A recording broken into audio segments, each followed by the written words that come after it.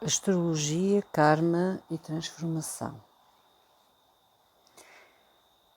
Assim, parece correto dizer-se que o empenho no autodesenvolvimento e no autoconhecimento não só encerra a promessa de ajudar o indivíduo a ser uma alma mais completa, feliz e iluminada no futuro, como também permite, muitas vezes, começar a aliviar muito do sofrimento no presente, uma vez que a confusão e o desencorajamento iniciais são vencidos. Podemos, pois, verificar que todos temos certas influências kármicas que devemos enfrentar. Todos devemos colher os frutos do que semeamos. A astrologia, ao unir-nos de uma impressão digital das nossas inclinações, problemas, talentos e tendências mentais, oferece-nos um caminho, um passo inicial, não só para compreendermos, num sentido específico, o que é exatamente o nosso karma e nos ajudar a agir perante essas confrontações dentro e fora de nós, como também um meio de começar a transcender e a obter uma perspectiva desse karma. A ideia de que o horóscopo de nascimento individual reflete o que fizemos no passado é confirmada pela interpretação psíquica de Edgar Cayce, em número 5124L1. Desde o princípio, os signos e as estações e os anos têm os seus planetas e as suas estrelas. Muitos podem, de facto, descobrir as suas mais íntimas relações, contemplando o universo, porque o homem foi feito co-criador com a divindade. Não que o homem seja bom ou mau consoante a posição das estrelas, mas a posição das estrelas indica o que a entidade individual fez do plano de Deus nas atividades terrenas. Durante os períodos em que ao homem foi dada a oportunidade de se manifestar materialmente. O horóscopo de nascimento mostra assim o uso criativo ou o uso indevido dos nossos poderes no passado. Se aceitamos a ideia do poder do espírito e da vontade do indivíduo, então temos também de aceitar a ideia de que somos responsáveis pela nossa sorte, destino e problemas indicados no horóscopo de nascimento. Podemos mesmo dizer, e isto é importante, que o horóscopo apenas mostra o karma, que tudo o que nele se lê brota diretamente dos nossos desejos, êxitos e ações no passado. Embora apenas Saturno tenha sido denominado o planeta do karma, em muitos escritos trata-se de uma excessiva simplificação. Na realidade, a astrologia poderia ser legitimamente chamada a ciência do karma, isto é, um processo de compreender e aceitar as responsabilidades pessoais de um modo preciso. Fatores específicos do horóscopo. Na interpretação dos horóscopos, quase todos os fatores podem ser considerados kármicos ou implicações kármicas. Todavia, existem alguns fatores astrológicos específicos a que devemos prestar atenção especial neste tipo de investigação. Muitos deles serão tratados mais adiante neste livro, com outro pormenor. A seguir faremos tão só uma breve abordagem de fatores específicos. Saturno. Saturno, muitas vezes chamado o Senhor do Karma, representa para muitos astrólogos o principal problema kármico na vida de qualquer indivíduo.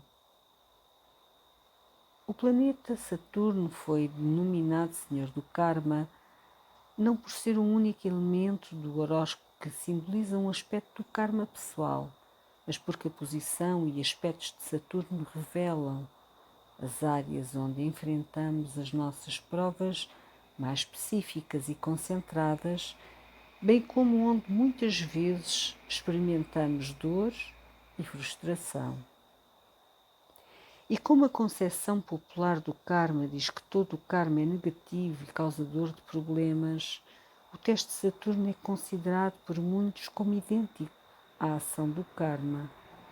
Trata-se evidentemente de uma grosseira simplificação e também de uma falsa interpretação daquilo que o karma é na realidade.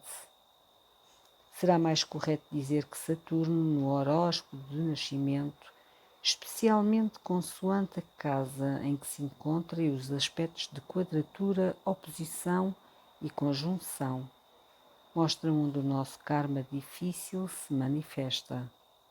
Estes aspectos desafiadores de Saturno mostram modelos de hábitos cristalizados de pensamento e ação que inibem o fluxo da nossa energia criativa. Tal aspecto pode revelar o mau uso no passado de um talento ou poder que agora devemos disciplinar e redirecionar por canais construtivos. É nesta área que se torna necessário um ajustamento radical na nossa perspectiva e atitude. Este aspecto, e em menor extensão, o mesmo poderia aplicar-se aos aspectos de quincúncio, semiquadratura e semissextil. Gera grande energia a partir de sua tensão profunda e podemos utilizar esta energia para desenvolver uma maior consciência e criatividade. Saturno é o planeta da forma e da estrutura, e muitas vezes descobrimos que ao planeta em aspecto quase perfeito com Saturno, necessitamos de dar uma nova forma de expressão. Ver capítulo 5 para mais pormenores sobre Saturno. Saturno, contudo, não é a única indicação no horóscopo de nascimento dos obstáculos que teremos de enfrentar. Quase todo o excesso de ênfase, carência vital ou configuração particularmente pressionante, sejam quais forem os planetas envolvidos, podem indicar uma importante necessidade de aperfeiçoamento e desenvolvimento. A primeira coisa a compreender é que a vida tem um objetivo, que devemos enfrentar estas várias dificuldades por uma razão positiva. Como o médium Arthur Ford diz, quanto maiores são os obstáculos no corpo físico, maior é a oportunidade para uma alma de pagar as dívidas kármicas e atingir um desenvolvimento espiritual mais rápido. As barreiras são as pedras que nos permitem atravessar um curso de água quando vencidas com êxito, e a alma que no corpo de carne alegremente enfrenta e vence diminuições físicas, desenvolve-se mais rapidamente do que outra que parece, segundo padrões terrenos, dispor de tudo para viver. A recompensa não está na forma física, mas no desenvolvimento espiritual. E quanto mais barreiras forem ultrapassadas na vida física, menos vezes a alma necessitará, por isso, de regressar à forma física para alisar as rugas do seu caráter. In the World Beyond, de Ruth Montgomery, na página 46. Aspectos e elementos. O tema dos aspectos será tratado em pormenor no capítulo 6, mas podemos mencionar aqui brevemente alguns pontos importantes. Na interpretação kármica do horóscopo de nascimento, todos os aspectos de quadratura, 90 graus, e oposição, 180 graus, mostram uma necessidade de nos harmonizarmos com a nossa própria complexidade, desenvolvendo de algum modo a consciência necessária para abranger com nitidez diferentes perspectivas de vida. As forças indicadas no aspecto quadratura possuem objetivos contrários e interferem na expressão uma da outra. Estas forças têm por isso de se harmonizar dentro do indivíduo, processo que geralmente leva anos, à medida que a pessoa desenvolve lentamente novos modelos de comportamento e maior autocompreensão. As forças envolvidas no aspecto da oposição revelam impulsos opostos e, no entanto, complementares para a expressão do que o indivíduo sente mais imediatamente ao relacionar-se com os outros. Nestes aspectos está, por isso, também indicada uma necessidade de harmonizar tais polaridades, mas a oposição realça especificamente a necessidade de desenvolver maior consciência, não só do próprio ego, como também dos desejos, expectativas e pontos de vista das outras pessoas.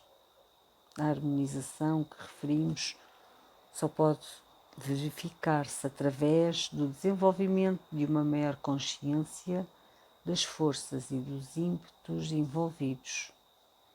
O eminente psicólogo Carl Gustav Jung, nos seus estudos sobre a alquimia, cita muitas vezes a antiga máxima alquimista tertium non datur, que significa que o terceiro fator, o único que pode resolver o problema dos opostos e dos conflitos pessoais, não é dado. Jung explica que um conflito nunca é resolvido ao mesmo nível a que surge, só o podendo ser a um nível mais elevado, com base num nível de consciência psicológica e numa perspectiva superior. Por isso, os aspectos de quadratura e oposição mostram as áreas de maior tensão em nós, mas também, de facto, que devemos saudar vivamente as áreas de maior desenvolvimento potencial. Outro fator relacionado com aspectos pressionantes, aos quais tenho vindo a dar grande atenção, é o elemento ou elementos onde se encontram os planetas mais pressionados.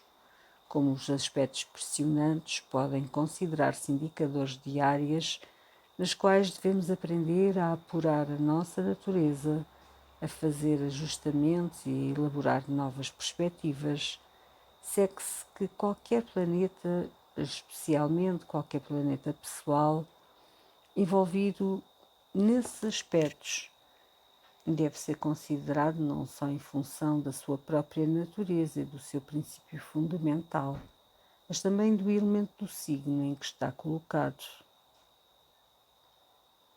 Visto que, conforme mostrei em pormenor em astrologia, psicologia e os quatro elementos revelam os verdadeiros níveis de energia e dimensões de vida que o indivíduo pode imediatamente experimentar. O elemento de quaisquer signos que contenha um ou mais destes planetas extremamente carregados, fortemente pressionados, é de forma inevitável uma dimensão de vida onde existe a necessidade de ajustamento e apuramento. O elemento em que encontramos tais planetas mostra que tipo de ligações e desejos é mais forte para nós, um dos principais objetivos da vida presente, e quais as áreas de vida que continuam a causar-nos problemas e necessitam assim de transformação. Se uma pessoa tem uma conjunção quase perfeita, ou stellium num determinado signo, e se todos os componentes desta configuração formam um aspecto pressionante com outro ou outros planetas, então o elemento desse signo indica invariavelmente a dimensão de vida em que a pessoa tem de agir, quer para exprimir esta energia mais harmoniosa e positivamente, quer apenas para dominar a intensidade e a rudeza das dependências nessa área. Alguns exemplos podem ajudar a esclarecer este último ponto. Se o planeta ou planetas pressionado está num signo de água, há necessidade de aperfeiçoar as emoções e o modo de expressão emocional. Uma pessoa com tal colocação planetária pode nesta vida exprimir as suas emoções de um modo demasiado rude ou compulsivo. será provavelmente exigido um certo tipo de disciplina emocional, o que nada tem a ver com repressão, para proporcionar a pressão interior necessária a uma transmutação apurada desta energia. As reações instintivas da pessoa podem ser demasiado reprimidas ou demasiado e incontrolavelmente dominadoras. Por isso, ela deve aprender a orientar construtivamente o seu poder emocional e a proteger-se de influências negativas externas, sem, no entanto, se fechar a toda a seiva da vida. A pessoa pode ser também muito dependente da satisfação emocional, pondo-a acima de tudo. Se o planeta ou a configuração pressionados estão num signo do fogo, pode ser necessário controlar a impulsividade e o comportamento egocêntrico e desenvolver o amor, a sensibilidade e a paciência. Um uso disciplinado e apurado da abundante energia ígnea é de longe mais eficaz e criativo que simples gestos frustrados de desafio ou de auto-enaltecimento. A pessoa poderá ter de aprender a viver no presente e a desenvolver a humildade, o que se consegue pela submissão a uma vontade superior ou ao poder divino. Outras lições que podem ser indicadas por uma pressão nos signos de fogo são como ser receptivo, como admitir as próprias fraquezas e as necessidades profundas e como pedir ajuda quando se sofre. As pessoas ígneas são muitas vezes demasiado orgulhosas para reconhecer que também têm necessidades e esta tendência, a par de um excessivo pendor para a ação impensada como único processo de enfrentar a existência, impede-as frequentemente de desenvolver uma consciência imediata da sua vida mais profunda. Se o planeta ou a configuração pressionados estão num signo de ar, o indivíduo pode ter de disciplinar os processos de pensamento, não só o modo como pensa, mas também a maneira pela qual os pensamentos são expressos aos outros. Fantasias, fugas intelectuais, projeções desnecessárias no futuro, esquemas irrealistas e o hábito da racionalização podem ter já desempenhado o seu papel. E por isso a pessoa talvez enfrente a necessidade de reestruturar toda esta área de vida e de aprender que o intelecto é um bom servo, quando devidamente disciplinado, mas um amo muito mau. Pode haver demasiado pendor para o conhecimento intelectual, ideias inteligentes, provas científicas e conceitos metódicos. Este indivíduo deve ter a noção exata de que uma pessoa instruída, que não age de acordo com os seus conhecimentos e não os materializa através da experiência imediata, não vale mais do que um burro carregado de livros. O chamado conhecimento pode não passar de um simples fardo, e o intelecto da pessoa pode transformar-se num monstro devorador, cuja fome de mais e mais conhecimento não conheça limites. Se o planeta ou planetas pressionado estiver num signo de terra, pode haver demasiado pendor para os sentidos físicos, valores temporais, conforto físico, reputação, haveres e sabedoria terrena. A Terra terá indubitavelmente para decidir sobre o que real e permanentemente lhe proporciona a profunda segurança porque anseia. A consciência das necessidades imediatas de sobrevivência, dinheiro, comida, abrigo, etc.,